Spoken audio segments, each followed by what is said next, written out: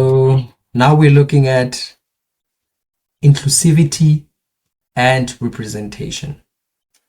Remember that our question still stands. If whether the government of national unity, its coalition with other political parties, does it show a sense of democracy?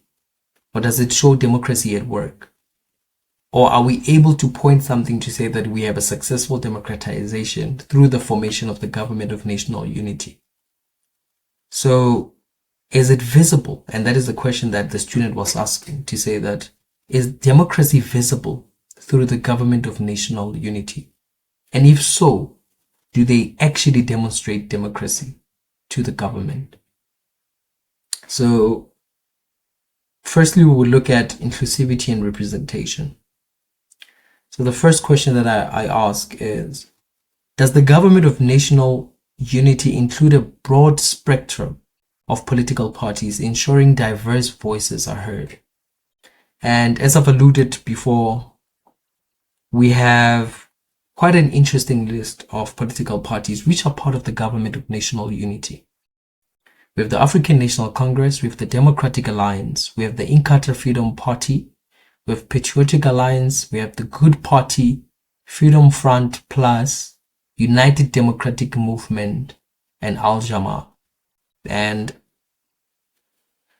that is what we have. So now the question of if whether we are inclusive in that government, yes, we are. And we have a broad spectrum of political parties, which ensures diverse voices are being heard. Now, we need to understand that historically, yes, we do have a multi-party system in which multiple political parties contest elections. But for the longest time, we've had a dominant party system whereby the ANC has arguably won national elections consecutively, which led to why I say we had a dominant party system. So it was for the first time ever that post-apartheid, ANC loses its dominance in the national election or the polls. And in as much as we had a multi-party political system, we had political parties who expressed their views and expressed their opposition towards the leading party at the time, which was the ANC, which has now led to the ANC losing its majority in parliament and losing majority of the votes that it would normally enjoy during national elections. So the second question is, are minority parties given meaningful participation, or are they sidelined in decision making? I think as a student, I would also want you to conduct a bit of research, because I think you have seen with the formation of the National Health Insurance, it has sparked quite a debate, as well as the Bella Act.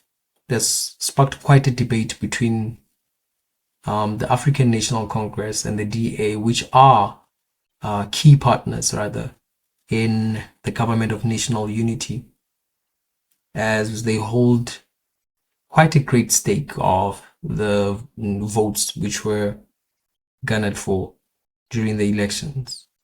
So it does bring that question to say that, is there meaningful participation? Yes, there's meaningful participation, because prior to some of the establishment of these policies or these acts, there has been rigorous debates and meetings which have been conducted between parties to engage on the direction that the government should take. This was also exemplified during our budget speech, which was cancelled, and later on parties convened to have a conversation about what's the way forward in terms of the budget that is being proposed, rather. Sorry. So does the government of national unity reflect the electorate's will? Or is it dominated by a few powerful parties despite voter preferences? I think that for the very first time, we've had an electorate which was very expressive in what they wanted in government.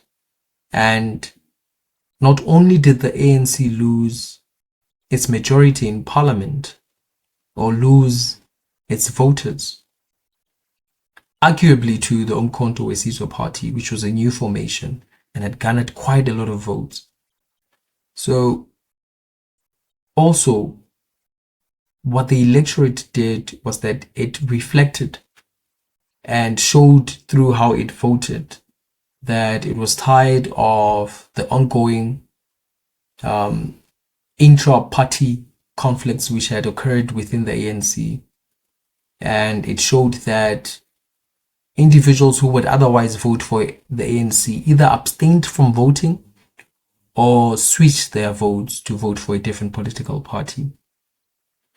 So with the results that we had received for the national elections, I think it was quite evident for us to make that conclusion to say that yes, the electorate has shown its will and what it wants in government, exemplified through how the key partners, particularly in the government of national unity, had won seats through proportional representation, which is a topic that I think I've covered before on proportional representation, where it's a direct measure of how we turn the votes which political parties gain during elections into seats in parliament.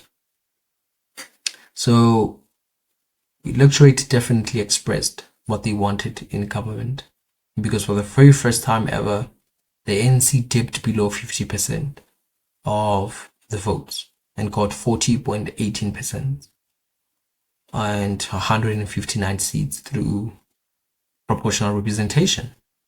So that was the first one, and we'll go to the second one.